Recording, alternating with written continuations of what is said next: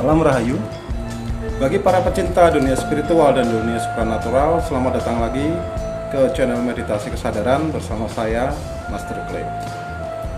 Dalam dunia spiritual dan dunia supranatural, sangat erat hubungannya dengan alam gaib dan makhluk-makhluk yang ada di alam gaib tersebut.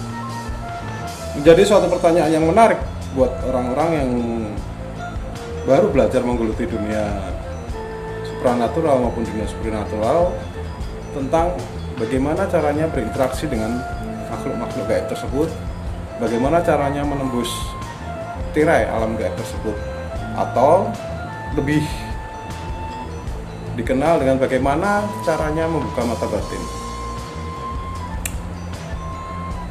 Video kali ini akan saya coba menjelaskan secara perlahan-lahan, khususnya buat para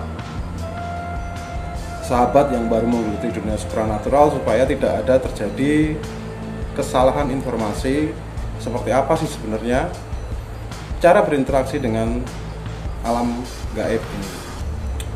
Jadi yang pertama harus kita sepakati adalah bahwasannya mata itu bisa melihat hanya kalau ada cahaya yang memantul kepada benda dan cahaya tersebut masuk ke mata kita. Ini pelajaran sekolah dasar ya.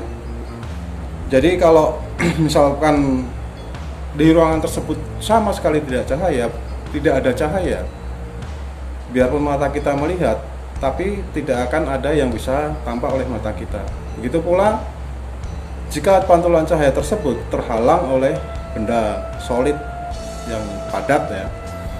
Ya, misalkan kita melihat di belakang tembok itu tidak akan kelihatan, kecuali dari belakang dinding kaca mungkin cahaya itu masih bisa menembus kaca, jadi kita masih bisa melihat. Begitu pula dengan makhluk gaib. Makhluk gaib itu adalah suatu makhluk yang tidak bisa memantulkan cahaya, jadi akan sangat sulit melihat makhluk gaib itu dengan mata telanjang, dengan mata biasa.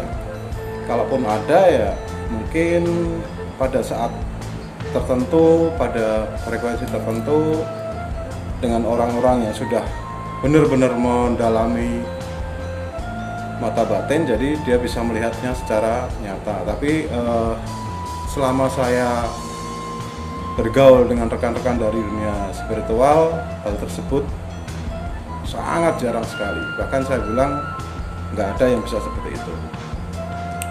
Lalu bagaimana sebenarnya yang disebut dengan melihat makhluk gaib? Jadi prinsipnya sebenarnya sudah pernah saya bahas sebelumnya di video saya tentang meditasi.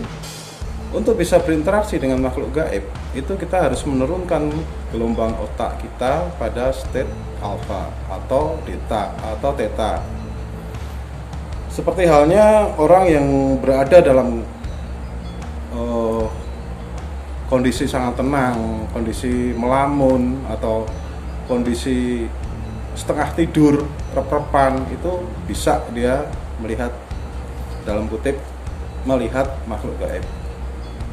Atau orang yang sedang sakit, panas, orang dalam kecemasan yang sangat tinggi atau ketakutan sangat tinggi, dia akan bisa berinteraksi dengan makhluk gaib. Oke, jadi mereka itu berada di frekuensi yang berbeda dengan kita. Untuk bisa berinteraksi dengan makhluk gaib ya kita harus menyesuaikan frekuensi kita, menurunkan frekuensi otak kita menuju ke frekuensi mereka. Jadi tidak ada kalau diibaratkan seperti kita menyetel radio ya. Pada zaman dulu, kalau sekarang sih radio digital semuanya jelas. Zaman dulu tuh radio pakai potensio, putar pelan-pelan untuk menemukan gelombang yang pas. Kalau gelombangnya nggak pas posisinya, itu akan banyak suara kresek-kresek seperti itu. Atau mungkin bisa diibaratkan dengan TV. Kalau TV antenanya itu nggak bener ya gambarnya jadi banyak semutnya seperti itu. Jadi begitu pula bagaimana kita berinteraksi dengan alam gaib.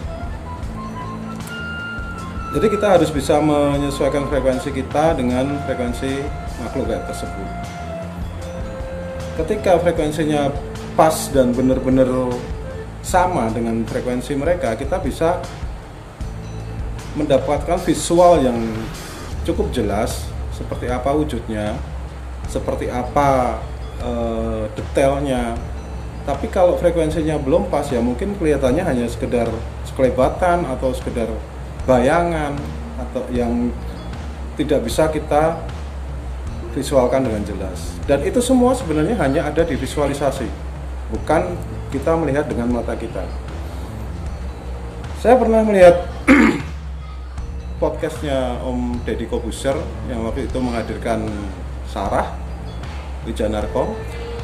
Mbak Sarah mengatakan, saya melihat, saya bisa merasakan energi di samping saya. Artinya dia tidak melihat wujud. Yang pertama dia rasakan adalah energi. Dan kalau saya memejamkan mata, maka wujud ini akan menjadi jelas. Di sini jelas ya, bahwasanya sebelum kita mendapatkan visual dari wujud tersebut, kita harus lebih dulu bisa merasakan energinya. Nah, proses interaksi dengan makhluk gaib yang kita secara aktif untuk mendeteksinya, ini bisa disebut dengan terawangan. Jadi ada bedanya ya antara orang menerawang dengan orang yang mata batinnya terbuka. Orang mata batinnya terbuka ini kita khususkan dengan mata batin yang berhubungan dengan makhluk gaib dulu ya, karena mata batin itu sendiri nanti akan sangat luas pembahasannya. Nah, orang yang mata batinnya terbuka, dia akan secara pasif sebenarnya, dia secara pasif bisa melihat sosok-sosok apa yang berada di suatu tempat. Tapi orang yang bisa menerawang, dia akan bisa menembus lebih dalam lagi, lebih jauh lagi sebenarnya apa saja yang ada di tempat tersebut. Karena alam gaib ini lapisannya sangat banyak. Saya nggak yakin ada orang yang bisa menembus semua lapisan alam gaib. Karena pengalaman saya pernah berjalan ke suatu tempat di Bali ini, ada ya di pura lah ya, kita berjalan pura sembahyang ke sana. Nah, dari 1, 2, 3, 4 orang yang bisa berinteraksi dengan makhluk gaib, pada saat kita masuk ke tempat itu tidak semuanya langsung bisa melihat semuanya ada di sini ada apa, di situ ada apa, di situ. Tapi keempat-empatnya ini bisa beda. Si A ini terkoneksi dengan tempat sana, dia merasakan proteksi yang kuat. Si B terkoneksi dengan tempat sana, dia merasakan terkoneksi dengan sosok sepuh yang sangat bijaksana. Si ini terkoneksi dengan tempat ini, dia merasakan ada sosok wanita cantik di sana yang mempunyai energi menarik seperti pengasihan dan sebagainya. Dan nggak selalu yang si A lihat ini bisa dilihat oleh si B, yang B lihat ini tidak bisa dilihat oleh si C, seterusnya dan seterusnya. Ini kita bicara dengan mata batin yang terbuka. Mereka terbuka, mereka bisa melihat. Nah, bedanya dengan orang yang bisa menerawang, ini akan menembus. Ketika si A ini terkoneksi dengan tempat yang proteksinya kuat, kemudian dia mengkoneksikan dirinya kepada sosok yang sepuh atau sosok wanita, dia akan bisa berinteraksi ke sana. Nah, orang yang mata batinnya terbuka ini belum tentu bisa melakukan interaksi lebih jauh ini. Jadi, orang yang sudah mata batinnya sudah terbuka, belum tentu dia bisa menerawang. Ini sering saya temuin pada saat saya mendapatkan pusaka yang sudah tua, yang sudah sangat sepuh. Kemudian saya mencoba menerawang. Biasanya yang terlihat di awal itu adalah penjaga-penjaga yang dimana residunya itu tersimpan di dalam pusaka tersebut.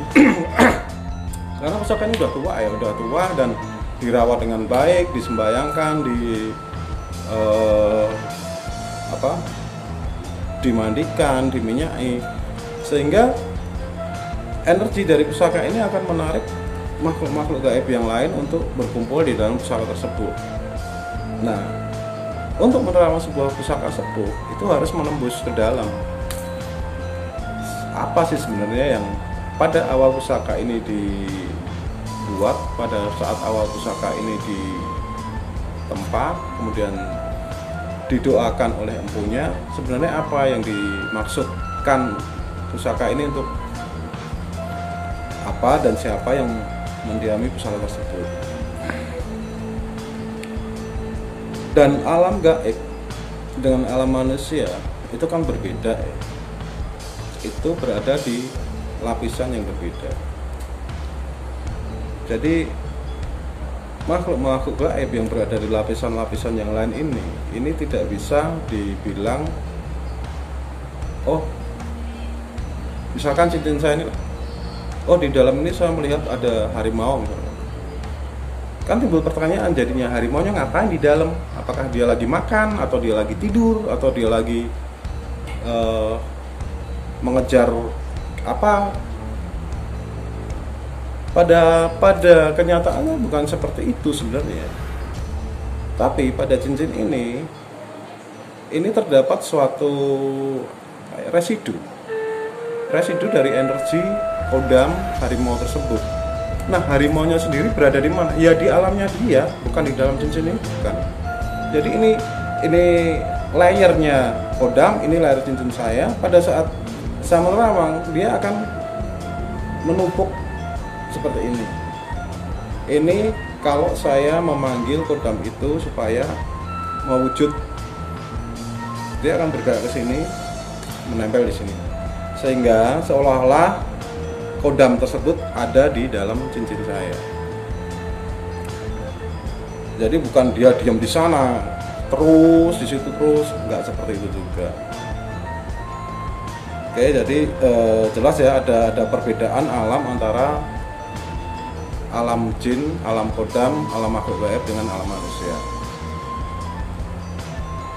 Nah, ada beberapa makhluk gaib yang memang masih berada di alam manusia. Contohnya ya hantu-hantu yang merupakan jelmaan dari arwah penasaran, itu biasanya memang masih bisa didefinisikan atau ditunjukkan dia berada di tempat tersebut. Misalkan kita melihat kuntilanak di atas pohon, melihat pocong ada di sebelah pohon pisang, biasanya ya orang sering melihat pocongan di sana, seperti itu. Nah, karena makhluk-makhluk gaib ini tidak bisa dilihat dengan mata telanjang,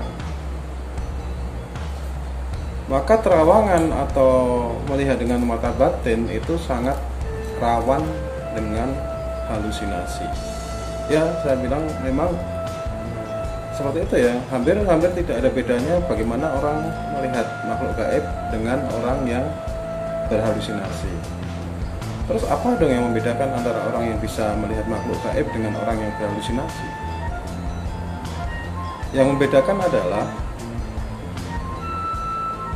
orang yang bisa berinteraksi dengan makhluk gaib, dia akan bisa merasakan energinya.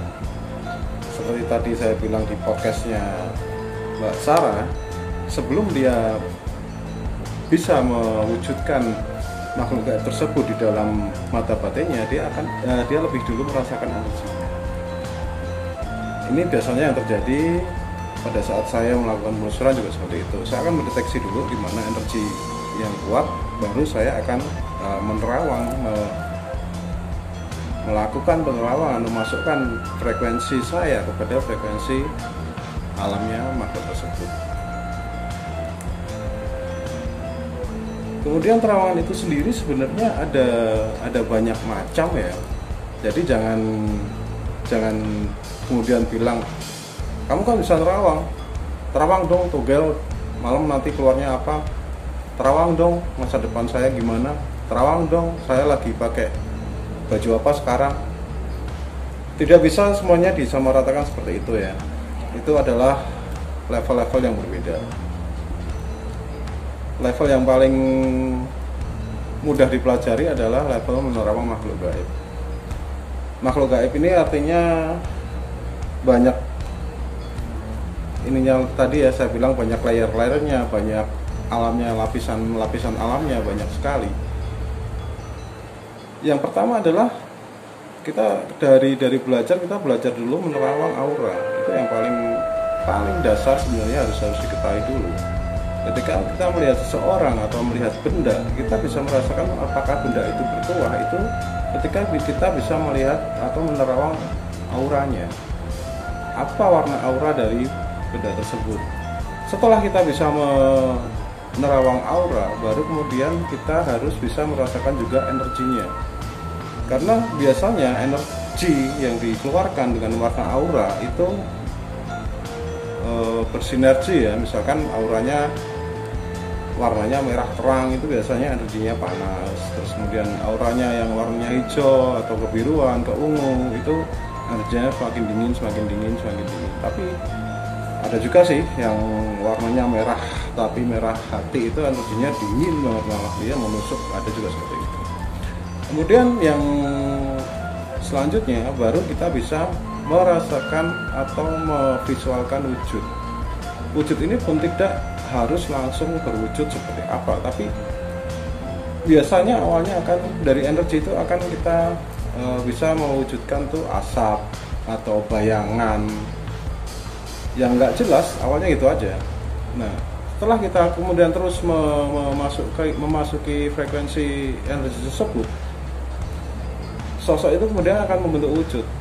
Baru di situ pelan-pelan akan terlihat wujudnya samar-samar, kemudian semakin jelas seperti itu. Tapi di sini harus ada kesadaran ya. Kalau mau belajar sendiri sih memang agak riskan juga.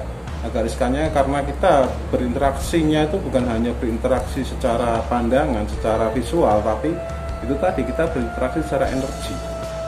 Ketika kita menerawang suatu benda atau suatu tempat, itu kita memasuki alam mereka, itu akan terjadi interaksi energi, akan terjadi bentrokan energi.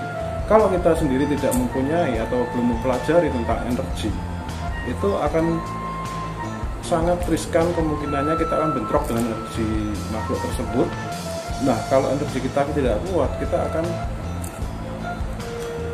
kalah, dalam arti bisa jadi makhluk itu kemudian nempel kita, ikut ke kita, dan akibatnya karena kita sudah ketempelan dia, energi dia sudah menempel ke kita akan terus-menerus berada di frekuensinya dia. Ini yang bahaya.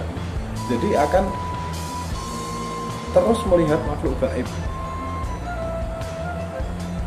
akan terus bisa melihat, berinteraksi dengan makhluk gaib. Ini kan nggak enak. Pada saat kita makan, kita melihat ada pocong di situ lagi ngudahin makanan, kita makanya jadi nggak enak. Makanya kalau belajar mata batin, belajar terawangan, itu harus ada pendampingnya, yang nanti pada saat itu terjadi, si pendamping ini atau si pembimbing ini bisa menarik lagi orang tersebut untuk kembali ke frekuensi yang seharusnya. Jadi tidak tertanam terus di sana atau masuk atau diikuti terus. Jadi buat para sahabat sekalian yang ingin belajar tentang terawangan, sebaiknya jangan dilakukan sendiri.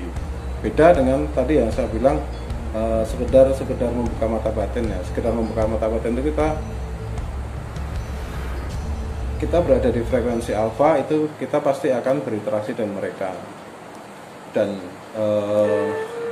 di situ interaksi energinya tidak terlalu berat. Dan orang yang sudah belajar meditasi, terutama meditasi kesadaran, pada saat berada di gelombang alfa itu kesadarannya akan tetap terbawa di sana. Jadi ketika dia merasa terancam, dia akan bisa cepat mengembalikan dirinya sendiri ke alam yang seharusnya.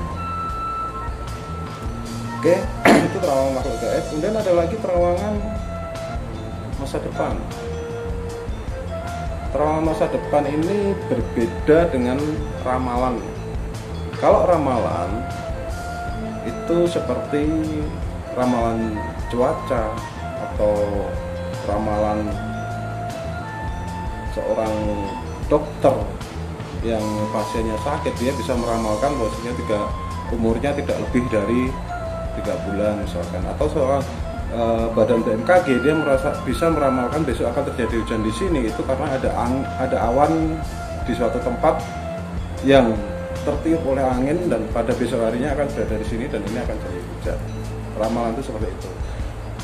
Begitu pula dengan kartu tarot ya. Kartu tarot itu sebenarnya dia tidak meramal masa depan, tapi dia akan melihat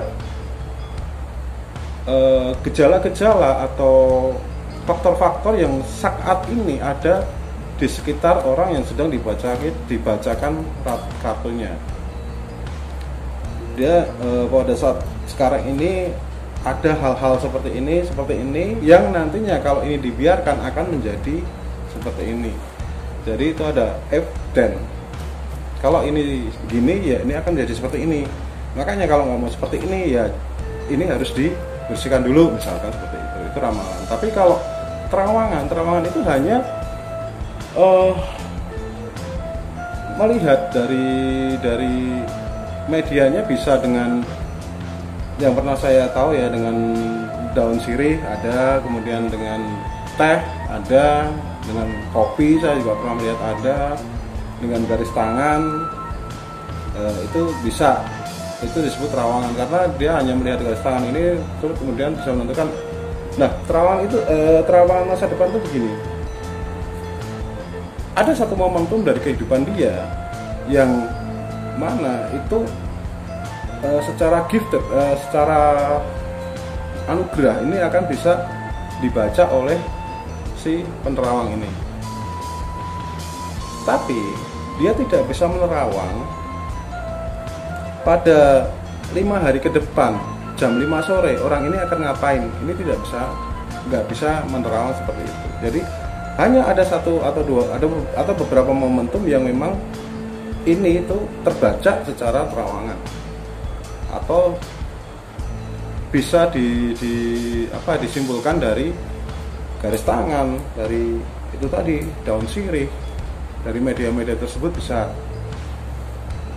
Jadi bukan meramal ya, bukan meramal tapi menerawang. Menerawang itu benar-benar nggak ada faktor pendukungnya, dia cuma bisa ngelihat gitu aja.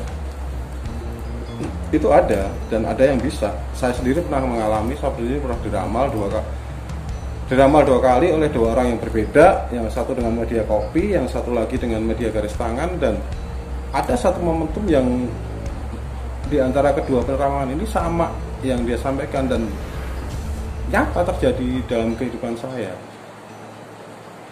Kemudian ada lagi terawangan sebenarnya bukan terawangan ini ya, penglihatan jarak jauh atau remote viewing. Ini ada bahkan di Amerika sendiri.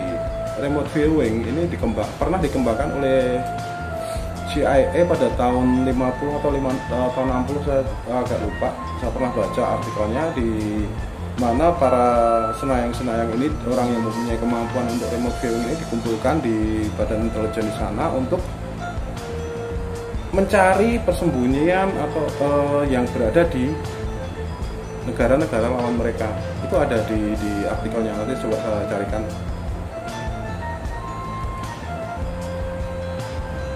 Jadi saya sendiri juga pernah mengalami seperti itu. Saya bisa melihat teman saya yang waktu saya masih di Bekasi, saya bisa melihat teman saya yang di Bali ini sedang pakai baju apa, pakai celana warna apa, dan sedang ngapain, itu bisa.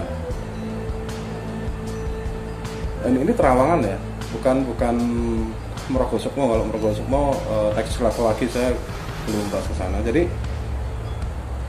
tapi yang saya tangkap itu tidak sejelas saya melihat saya datang ke tempat teman saya kemudian saya melihat dia lagi ngapain, enggak. Salah itu hanya sekilasan aja, sekilas warna, oke. Kemudian ini baju, oh celana, Jadi saya cuma melihat seperti sekilas-sekilas seperti itu. Apakah itu bisa digabungkan menjadi satu kesatuan, dan akhirnya saya simpulkan bisa. Dan yang mengolah ini adalah hasil dari pembelajaran. Jadi semuanya sebenarnya bisa dipelajari, tapi ya butuh waktu, butuh kesabaran. Dan saya sendiri tidak tahu sebenarnya untuk mencapai ilmu terawangan itu sendiri apa sih sebenarnya yang harus dilakukan. Jadi gini, dari kecil saya sudah biasa melakukan meditasi. Saya diajarkan puasa oleh orang tua saya, kemudian belajar tenaga dalam juga, belajar wirid juga. Kalau ditanya dari sekian banyak lelaku yang pernah saya jalanin, ini mana sih yang sebenarnya untuk membuka batin, saya juga nggak tahu. Artinya saya melakukan itu, melakukan puasa, melakukan ritual, melakukan lelaku, itu bukan tujuan saya untuk membuka batin. Kalau kemudian saya mempunyai kemampuan untuk bisa menerawang, itu adalah bonus yang saya dapatkan dan bisa saya gunakan untuk kepentingan saya atau untuk membantu orang yang membutuhkan. Tapi pada akhirnya setelah saya banyak membaca, banyak mempelajari, kesimpulannya yaitu bahwasanya kita bisa berinteraksi dengan makhluk gaib itu pada saat kita berada di stage alpha atau stage theta. Karena saya pernah baca juga ya, jadi pernah ada penelitian di luar sana, saya lupa di daerah mana, dia meneliti beberapa biksu Shaolin atau biksu di Cina yang setiap hari memang melakukan meditasi dan kemudian diperiksa gelombang otaknya. Ternyata mereka-mereka yang sudah jam terbang meditasinya itu sudah ribuan jam melakukan meditasi dalam jangka waktu sekian tahun, itu dia bisa memindahkan gelombang otaknya itu secara instan. Jadi dia lagi ngomong gini ya, saya lagi ngomong gini, saya berada di gelombang otak, saya berada di gelombang beta ya. Kemudian saya bisa dengan trigger tertentu, dengan mencium wangi-wangian misalkan, atau membakar dupa, atau sekedar mengisap rokok, itu saya bisa tiba-tiba menurunkan gelombang otak saya sehingga saya bisa berinteraksi dengan makhluk gaib. Tapi ini tidak bisa sembarangan dilakukan ketika saya menerawang suatu benda tertentu. Seperti saya bilang tadi, menerawang itu ada interaksi energi juga. Kadang ya saya sendiri juga butuh waktu untuk melakukan penerawangan. Nggak bisa melihat suatu barang langsung kelihatan seperti itu, saya nggak bisa. Saya butuh waktu, biasanya butuh waktu ketenangan, saya butuh waktu untuk mempersiapkan proteksi saya supaya saya tidak terbentur dengan keras ketika saya menerawang suatu benda. Oke, jadi itu tadi ya, ada perbedaan-perbedaan tanpa terawangan ya. Tidak semua orang yang bisa menerawang itu kemudian bisa melakukan remote viewing, kemudian bisa menerawang masa depan, bisa menerawang sifat. Kalau sifat sih mungkin bisa ya, karena sifat manusia itu masih berhubungan dengan aura. Orang yang marah itu biasanya aura yang dominan itu merah. Orang yang biasa bermeditasi, biasa berzikir, itu auranya yang dominan dari biru, kemudian ada sampai ke ungu. Oke, semoga penjelasan saya ini bisa berguna buat para sahabat semuanya. Jika ada kesalahan dari apa yang saya sampaikan, saya mohon maaf. Jika ada perbedaan, silahkan kita diskusikan. Di sini tidak ada yang benar, tidak ada yang salah. Saya hanya sekedar berbagi apa yang bisa saya sampaikan. Terima kasih sudah mengunjungi channel Meditasi Kesadaran. Saya Master Clay, salam Rahayu.